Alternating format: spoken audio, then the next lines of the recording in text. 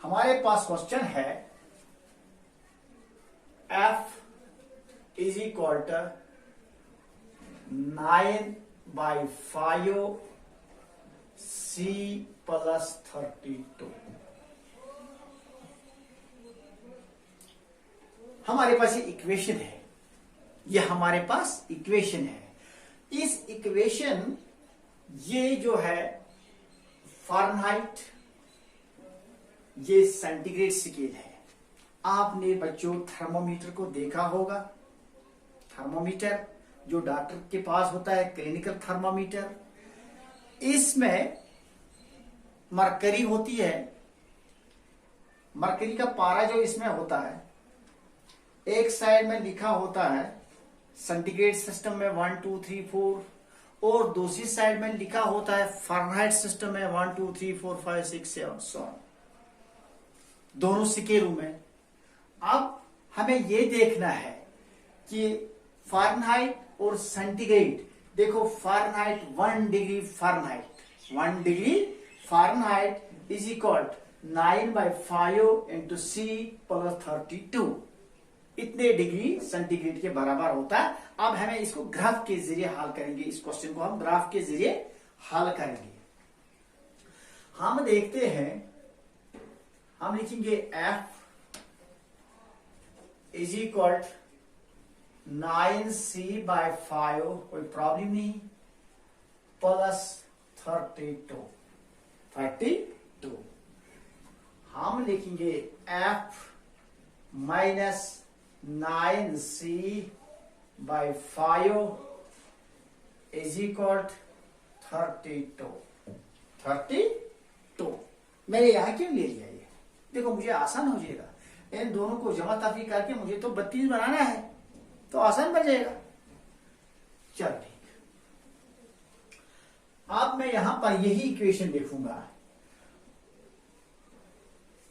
F is equal 9C/5 plus, sorry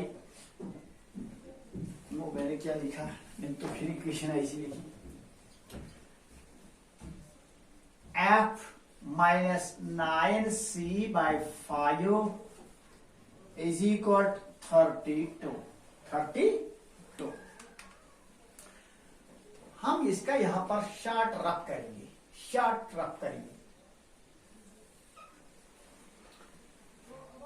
मैं यहां पर F लिखूंगा। सपोज मैंने यहां पर F लिख दिया मैंने F माइनस 9, अब ये 5 है, ये फ्रैक्शन है, इसको मैं हटाऊंगा, आसान बनाऊंगा, C को 5 कंसिडर करूंगा वैल्यू, और नीचे 5 आ जाएगा, इज इक्वल टू 32। समझ गए? F माइनस 9/5 इंटू 5, यानी C का मैंने 5 मुकर्रर वैल्यू किया। ग्राफ में ऐसे बताऊंगा,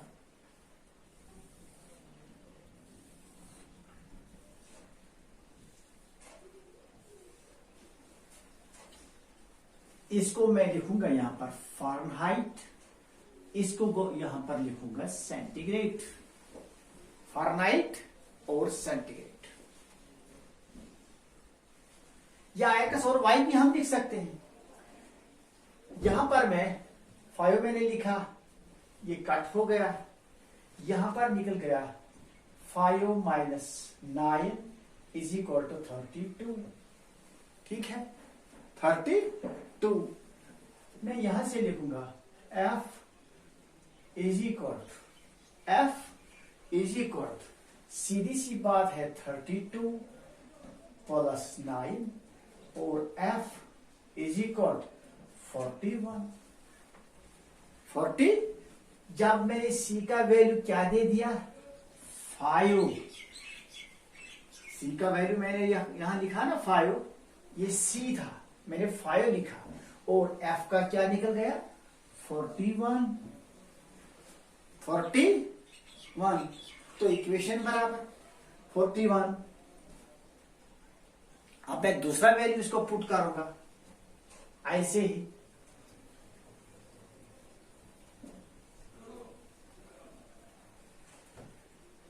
हम यही लिखेंगे f minus 9c divide by 5 is equal to 32।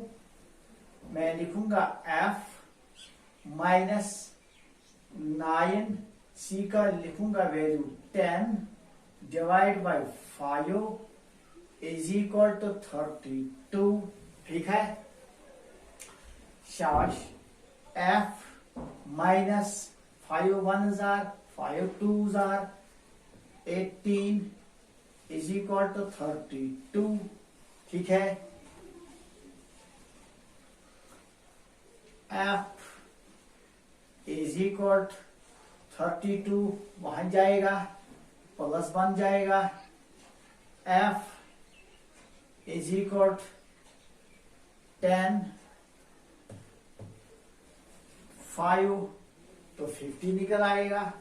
इसका मतलब c को हमने क्या लिखा 10, सॉरी मेरे यहां भी तो कुछ f का मैंने सेंटीग्रेड f का मैंने लिखा यहां पर f इज इक्वल टू 50 और यहां लिखा हमने 10 और यहां पर हमने तो उल्टा लिखा है, बताते नहीं। FC को हमने 5 कंसिडर किया था पहले और इसको किया था 41 हमने पहले रखा था ना C को 5, फिर रखा था हमने C को 10।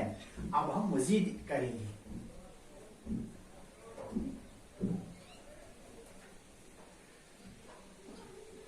हाँ, हमारे पास है f minus 9c divide by 5 is equal to 32। यही क्वेश्चन है। हम f is equal to 9, c के बदले हम लिखेंगे 15, यहां पर c के बदले 15, फिर हमें भूल जाता है ये क्या लिखा था हमने।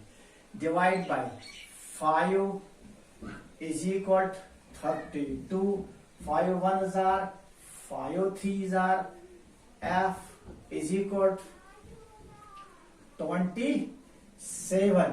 f इज इक्वल नहीं, f माइनस है, f माइनस 27 इज इक्वल 32।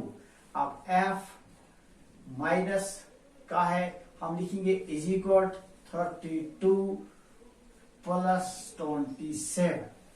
शाबाश। और इसका आ जाएगा f इज इक्वल 9 और 5, 9 और 5, ये जाएगा 5 और 9। इस तरह हम ग्राफ का जो मतलब ग्राफ के जरिए सवालों को हल करते हैं, वैल्यू निकालते हैं, फिर इन वैल्यू को हम इसमें प्लॉट करते हैं। x इसको मान लीजिए ये x है, इसको मान लीजिए ये y है। जहां पर f का वैल्यूज है वहां पर हम x लिखते हैं, जहां पर y का वैल्यूज है वहां हम c लिखते हैं। इस तरह हम सवालों को हल करते हैं ग्राफ के जरिए। इंशाल्लाह बच्चों आज इतना है, इतना आपके लिए काफी है। मुझे उम्मीद है कि आप इस पर नजर मारोगे ठीक तरह। तो आइंदा हमारा जो टॉपिक होगा वो होगा कोऑर्डिनेट ज्योमेट्री।